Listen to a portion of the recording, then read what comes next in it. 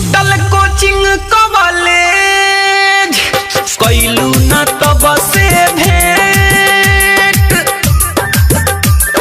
हो है। छूटल कोचिंग कॉलेज कैलू न तब से भेंट। चैत बैसाख बीतल जेठ है, सावन ले कोई हमके छोड़ी मैरिज गोरी कैलू दूसरा से सेट। कि तोरा चाहत में होके पगले ठई पगला धुकता रोज सिगरेट। तोरा चाहत में होके पगले ठई पगला धुकता रोज सिगरेट।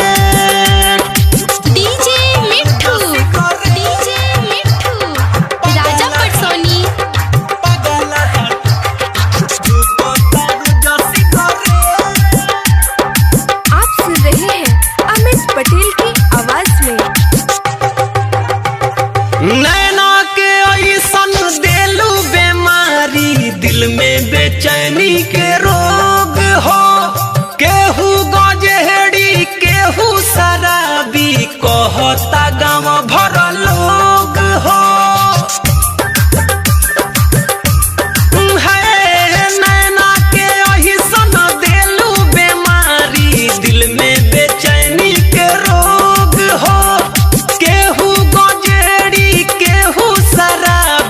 कहता गाँव भर लोग हो। देलू साजा मोर जाना जा निकलिया जे के डेट। कि तोरा चाहत में होके पगले ठई पगला धुकता रोज सिगरेट।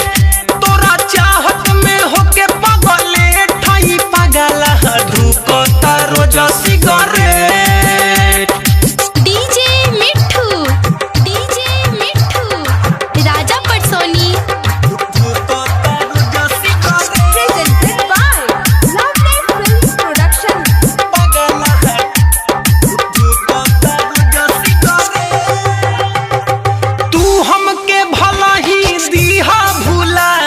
हम नहीं तो है भुलाइब हो, पागल के जैसे गोरी हो सही मर मर के जीवन बिताइब हो।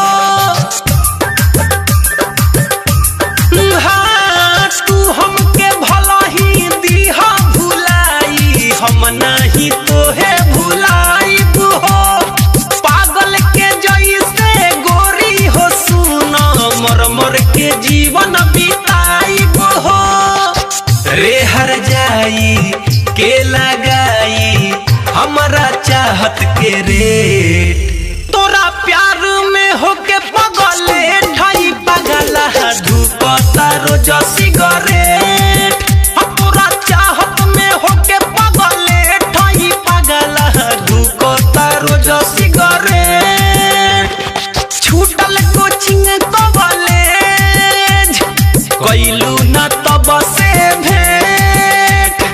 चैत बैसाख बीतल जेठ है, सावन ले कोई वेट। हमके छोड़ी मैरिज गोरी कैलू दूसरा से सेट। कि तोरा चाहत में होके पगले ठई पगला धुकता रोज सिगरेट। तोरा चाहत में होके पगले ठया मितावा धुकता रोज सिगरेट। अब गजो पिए।